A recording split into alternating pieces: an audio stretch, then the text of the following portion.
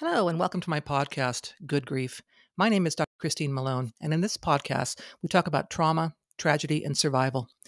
In each episode, I will interview someone that has gone through grief in some way, and we will discuss the impact it has had on their life.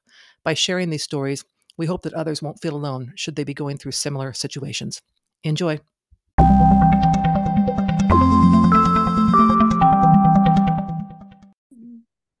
Okay, listeners, thank you so much for joining me for our podcast today. My guest is going to tell us the story about the loss of her newborn baby. So, if you would like to introduce yourself and tell us a little bit about you, and then tell us your story about your daughter. Of course. Hello, everyone. My name is Crystal, like the precious gem I am. Webster, like the dictionary, not the grill. And now you will probably never forget my name. I call myself the co-founder of Sharing Solace. And my story is, just like you said, the loss of my daughter, my only child, Madelyn Elizabeth. It happened in 2010. It was May 1st, 2010, and I went into the doctor's office. I was about 32 weeks pregnant with our first and only child. Went into the doctor's office for what we thought was a routine ultrasound. No big deal, just kind of playing the waiting game now. And sat down, got the jelly on my tummy and all that good stuff. And looking around, and the technician was kind of being extra quiet for whatever reason. And then she said the words that I don't think any parent should have to hear. I'll be right back. I got to go talk to the doctor. And I don't know, she could have been gone for 5 minutes or 5 hours. Time completely vanished to me. And she came back and said, so your doctor's in a building across town. She's waiting for you and wants to talk to you. So go find her. So my husband and I drove across town. And that's going to be my question. Were you by yourself, or your husband was with you? Yeah, my husband was with me. Just kind of by chance, actually. And we had both driven to this appointment separately, so my car stayed there because my husband, being the smart man that he is, was like, you're not driving yourself anywhere at this point. So we drove across town, and at this point, it was well after 5 o'clock, and we were immediately ushered in. That the doctor or whoever unlocked the door and let us in and put us directly into a room. And the doctor walked in, and her eyes were red and puffy, and you could tell she'd been crying. And basically she said, we don't know what's going on, but this is not going to end well. And that's tough news to hear, for sure. Yeah. And we were pretty much stunned. We weren't prepared at all. We thought we were just going in to see our little baby and just enjoy our time. We weren't thinking anything at that point. So we spent the next, that was May 1st. So we spent the next 18 days pretty much in and out of doctor's offices, specialty offices, and just the regular doctor, and in and out of hospitals, trying to get second opinions and just see what was going on. And basically we figured out that we didn't know what was going on, and we wouldn't know until our baby was born. And we didn't know if she would be born alive or if she would be stillborn. We just kind of had to wait and hope for the best. Our doctor was gracious enough to say, we're going to bring you in every couple days and check you out, but at some point this is going to become unhealthy for you to continue this pregnancy, and at that point you're going to have a C-section, but until then we will allow you to continue to carry her. And so checked in to the hospital early morning hours of May 19th 2010, and gave birth to Madelyn Elizabeth Webster late in the afternoon on that day, May 19th. She was born alive. She was held her entire life, and she died the next day, May 20th, 2010, in my arms. And honestly, if I had the opportunity, if I get the opportunity, dying in my mother's arms is about the best way to go. I agree with that.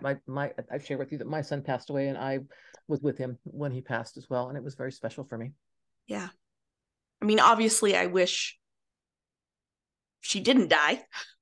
Oh, I know. Yeah, absolutely. And also, if she had to, I feel like that was the best way for her to go. So yeah, her life was very short, but very meaningful. She got to meet all the important people in her life, all of her grandparents, all of her aunts and uncles, many of her extended family that was in town. And she was just loved on her entire life. I don't think she was set down I think she was set down long enough for the scale to register her weight, and then she was instantly picked back up. Yeah. So the question I have for you is to tell us a bit about, how that loss impacted your life. So kind of obviously from the start, I know there's really no description, numbness, you can't really think much anything, but then kind of how did that progress for you to a point where you could be, mentally healthy again? Yeah. Well, at first I was, a shell of a human, going through the motions as few motions as humanly possible. Good, bad, or indifferent, my C-section incision had opened up. So I was put on bed rest, and I was stuck in bed. And in my convoluted brain, I thought, well, the longer that I am physically broken, the longer I can be emotionally broken. And so it took a very long time for that to heal. And I almost never wanted it to heal because, one, that was the connection I had with my Madelyn. And also, once that healed, I felt like the world wouldn't let me grieve anymore. And I know now that that's not accurate. But that's how I felt at the time. Now, you said you had family around you, which is, I'm sure, was comforting to you. But I'm curious to know things like when you're out in your regular life. I mean, obviously, people think, they see you're pregnant, they know you're pregnant, or maybe you had a baby shower already, or so on. It's kind of how did people kind of react to you after you lost your daughter? And what I really am getting at is, how for people to learn how they should respond to a friend or a loved one that has this happen to them. So, can you share a little bit about, kind of your experiences with the people around you? Yeah. So I remember we found out Madelyn wasn't going to survive on, like, I don't know, a Monday. And the following Saturday, I was supposed to have a baby shower. So I remember, you don't sleep. I couldn't sleep. So 4 o'clock in the morning, whatever, I'm emailing my friend and was like, you know, baby's gonna die, baby shower off, I think was the entire email. And I couldn't, like, I knew I couldn't get those words out verbally, but I needed her to know. And I couldn't even write more than that in an email. Um, but that's what I needed to do. Um, I don't really remember a lot of people, knowing that I was pregnant and then asking after the fact about losing the baby, losing Madelyn. Um, I do remember getting a lot of questions because I was very slow moving, and um, for a little while, like my mom would just come and pick me up, and we'd go to Target or Walmart or wherever just to get me out of the house, and she'd put me in a one of those uh, scooters that just kind of drove because I couldn't walk that far. Um, and people would, okay, what are you doing? What's going on? Um, and so I'd sometimes have to share those stories. Or I do remember going to the dentist and her asking and, breaking down in the dentist chair. It's funny now. It was not funny at the time. Um, Yeah, and I know from my own experiences as well is people are very uncomfortable talking to someone who's had such a tragic loss in their life. A lot of people are, and I know. I mean, if you were to say my grandfather passed away, people are going to talk about well, how was his life, blah blah blah. When you say my baby passed away, it tends to be a conversation stopper for yes. a lot of people, and which is unfortunate. And it's as I was talking to you about before we started recording, a lot of why I do what I do with this podcast is to get these stories out there so people know that there are things that you can do for your loved one. So your mom taking you out of the house, I would say that was probably a very healthy thing for her to do. Mm-hmm. So on, and I'm grateful that you had that support um, for you. So how about you and your husband? So I'm sure you're aware of the statistics of marriages that don't survive after losing a child. Yes. And, and we all grieve in very different ways. And so your spouse is probably grieving differently than you are, and so on. And a lot of times there's just no conversation about it, which is probably why the relationships end. So how did that go for you? Were you two able to help each other, or were you on different planets at this point in time, or how did that go? So, luckily or unluckily, we had some stuff we had to work through before this. We had moved from our hometown. We're both from the same hometown. We had moved from our hometown basically clear across the world and had no one and knew no one. And so we really had to rely on each other right before Madelyn died. And so we had kind of learned to figure it out, and then moved back home and thought everything was on track, and then Madelyn. And so we kind of knew how we worked together for the most part, but we did both grieve very, very, very differently. I am a sitter and a thinker when it comes to grieving, and he's a doer. I could sit and stare at a blank TV, like a TV that's turned off, um, for hours at a time. And I think he rewired the house one time, and he rebuilt a car engine, and just did things to do things. And at first we both thought the other one was doing it wrong. You're grieving wrong. Let me teach you how to grieve. But we quickly learned that no, this is how I do it, and that's how you do it. And let's split up and grieve a little bit, and then we'll come back together and kind of talk about it a little bit. And we'll spend time apart, we'll spend time together, we'll spend time alone and we'll spend time alone together. But it was, I don't want to say touch and go because it wasn't necessarily touch and go, but it was very much a learning process. Yeah, I certainly understand that. So you shared with me that, you, after Madelyn died, you actually wanted to die yourself. Um, and again, I completely understand that. So how did you get from there to a point where you could live again? And by that I mean live a life again and enjoy things, and so on. How did you get there? Was it a process you had to focus on? Did you use counseling? I mean, how did that work for you? Um, all of it, honestly.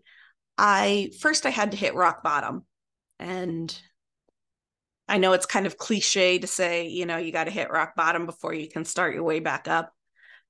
But I really got to the point that I was like, okay, I got to fish or cut bait here. I got to live. I got to decide to live or I got to decide to die. And honestly, I was too chicken for one. So I'm here with you today. And I said, if I'm gonna live, I'm gonna live a life worth living. I'm making myself miserable. I'm making everyone around me miserable. Um, my Madelyn wouldn't want me. Like, there's no possible way that she would want me to live the rest of my life like this. So once I kind of hit bottom and decided, okay, I'm going to live a life worth living, I started taking baby steps. I started doing the bare minimum to feel like I was making progress. And honestly, the very first thing I started doing was writing in a very small journal. Right before I went to bed, I would write down things that I did right that day and things that I was grateful for that day. Because in my mind, everything I did was wrong and everything was bad. And, the world was against me. And I realized that if I looked, and sometimes I had to look really hard, but if I looked, there were things that were going right in my life. Yeah, so concentrating on the positive, I Mm-hmm. guess I would say, it sounds like. Um, so what have you done? I know I want you to talk about your website and your book, but what have you done that has really helped you feel like you've made some sense of this? For me, I call it my small silver lining. How do you, feel like, sharing your story, or what is it that works for you, to really kind of process and get, around what's happening and honor your daughter at the same time? Well, I think one thing that would have helped me begin to process even earlier than I did would be community. I wanted my grief to be the best grief or the worst grief. And I was constantly like pitting my grief against others' grief because that was just kind of how my mind worked. But also if I would have just allowed myself to realize that there were so many other people in the world that are grieving so deeply, and just say, look, this is terrible for all of us. Let's just all hold each other and try to lift each other up and realize I'm not alone and quit trying to be alone in my grief. I think I would have began the healing journey a little bit faster. Um, Yeah, so that leads me to thinking about, if you were, or if someone listening was in the same situation, so they lost a child, and what advice would you give for them to get to a point? I mean, what would that be, right? And how would you word that?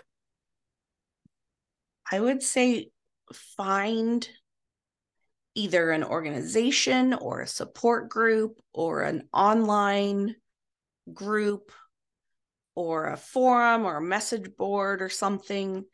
Just find other people that kind of understand you.